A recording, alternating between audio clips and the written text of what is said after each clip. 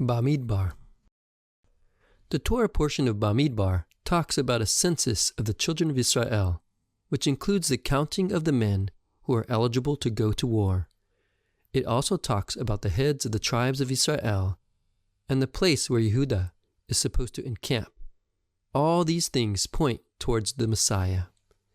It says in Numbers 1 verse 2, "Take a census of all the congregation of the sons of Israel, by their families, by their fathers' households, according to the number of names, every male, head by head."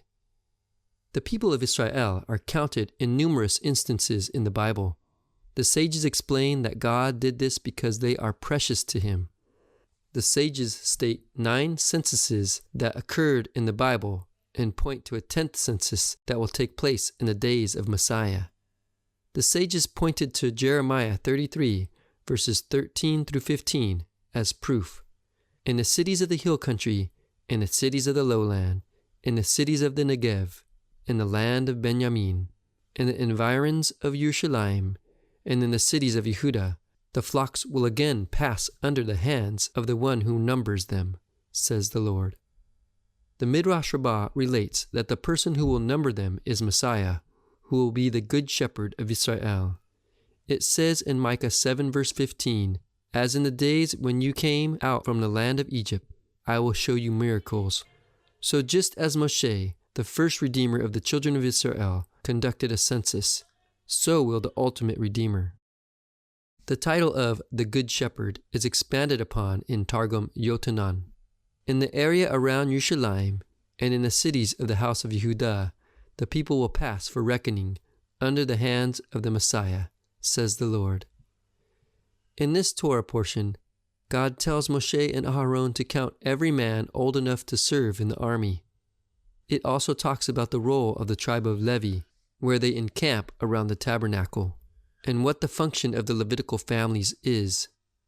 We learn about the layout of the camp of Israel, with 3 tribes encamped on each side, surrounding the camp of the Levites, with the Levites surrounding the camp of the priests, and the priests encamping around the tabernacle. This Torah portion also talks about the marching order of the tribes of Israel. All this reminds us that God is a God of war, and His Messiah will be a military conqueror. Christians explain that this is why the Jews in Yeshua's time did not recognize Him as the Messiah, because they were looking for a conquering Messiah, not a suffering Messiah. They expected, prayed for, and hoped for a Jewish Alexander the Great, who would overthrow the Roman government, take over the world, and rule it. The Jewish people were not ready for a suffering servant Messiah, even though Jewish writings and various prophecies from the Bible point towards a suffering Messiah. The Jewish people were expecting a great military conqueror. This just makes sense. Messiah means king, does it not? The prophets predicted a conquering king who would defeat the nations and rule the world. Even Yeshua's own Talmudim believed that they were part of a political revolution. It goes both ways, though. Christians are in danger of failing to recognize the military Messiah. They have focused only on the suffering spiritual Redeemer and forgotten the warrior king. They have become so accustomed to thinking of the Messiah as a spiritual Redeemer of sins that they have totally forgotten about Him being a physical Redeemer of His people. The people in Yeshua's time who were seeking a conquering Messiah were not wrong to seek that. They were only skipping a step. The idea they had about the conquering Messiah comes from the prophets. One such passage that led them to believe in a conquering Messiah is Psalms 2 verses 9 through 12. "You shall break the nations with a rod of iron. You shall shatter them like earthenware. Now therefore, O kings, show discernment. Take warning, O judges of the earth. Worship the Lord with reverence and rejoice with trembling. Do homage to the Son, that He not become angry, and you perish in the way, for His wrath may soon be kindled. How blessed are all who take refuge in Him." The Bible tells us that the Messiah is a military conqueror. It says in this Torah portion that God prepared the army of Israel for the conquest of the promised land. It says in Numbers 1 verse 4, "With you, moreover, there shall be a man of each tribe, each one head of his father's household. Midrash Tanchuma says that the word man in this verse relates to King Messiah, as it says in Zechariah 6 verse 12, "Behold, a man whose name is Branch," and also in Isaiah 53 verse 3, "a man of sorrows and acquainted with grief." Messiah is the head over the whole household of Israel, the man at the head of the tribes. Yeshua refers to himself as the head of the household in Matthew 10 verse 25. One interpretation of this idea explains that Messiah is here on earth as a man from the tribe of Yehudah, but the spiritual anointment of Messiah must come down from heaven. This is similar to what it says in Romans 1 verses 3 through 4, saying that Yeshua was born of a descendant of David according to the flesh, but declared the Son of God with power by the resurrection from the dead according to the Spirit of holiness.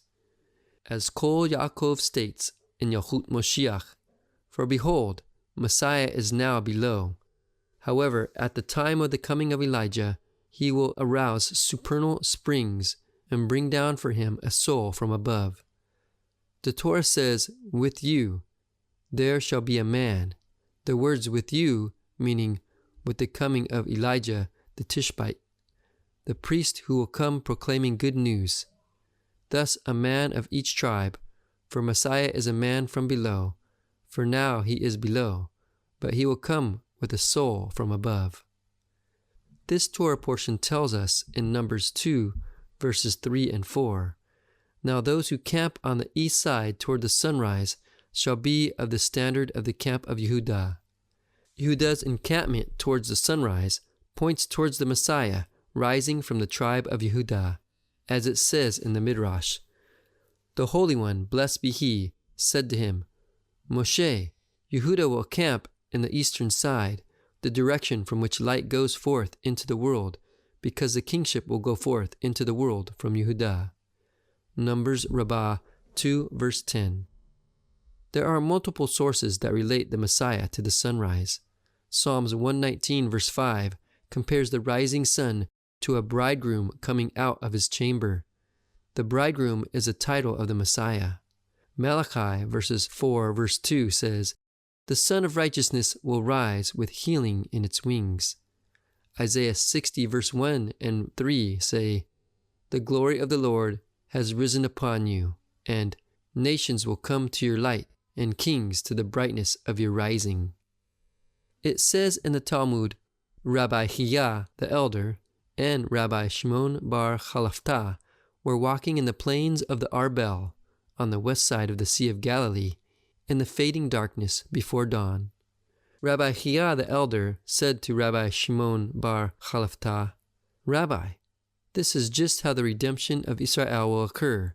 At first, it will happen little by little, but as it progresses, it will grow and grow, like the growing light before daylight."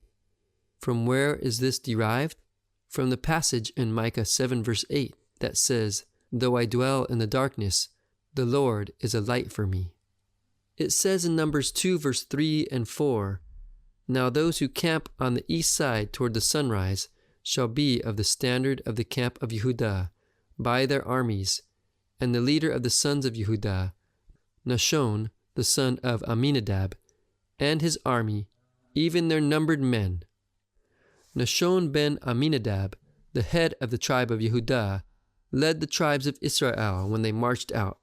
It says in Numbers 2 verse 9, "They shall set out first." And in Numbers 10 verse 14 it says, "The standard of the camp of the sons of Yehudah, according to their armies, set out first, with Nahshon, the son of Amminadab, over its army." Tradition says that this was not the first time Nahshon ben Amminadab led the people of Israel. This Nahshon was the same Nahshon who walked into the Red Sea before it had split, and had encouraged Israel to cross it. His name appears in the genealogies of Yeshua, in Matthew 1 and Luke 3. He was a forefather and foreshadow of the Messiah. As the hosts of Israel marched forth in the wilderness, they carried the tabernacle with them. So too the hosts above will bring the eternal tabernacle of God, and they will establish the heavenly tabernacle on earth as the new Yerushalayim, as it says in Revelations 21, verse 3, "Behold, the dwelling place of God is among men, and he will dwell among them, and they shall be his people, and God himself will be among them." In this Torah portion, we learn about the census taken of the children of Israel, the military layout of the camp, which points towards a military Messiah. We learn about Nahshon ben Amminadab, the forefather and foreshadow of Messiah. We learn about the way the children of Israel marched in the wilderness, carrying the tabernacle of God, which points towards the way the angels of the Lord will march down from heaven and bring the new Yerushalayim.